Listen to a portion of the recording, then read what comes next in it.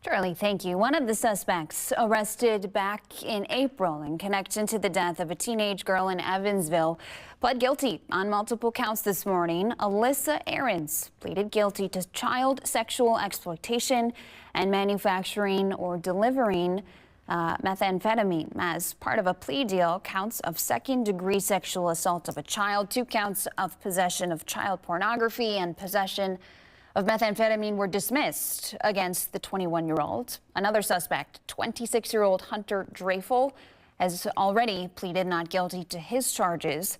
Those charges all stem from the death of 14-year-old Florencia Henthorn, who died from a gunshot wound back on April 6th of last year.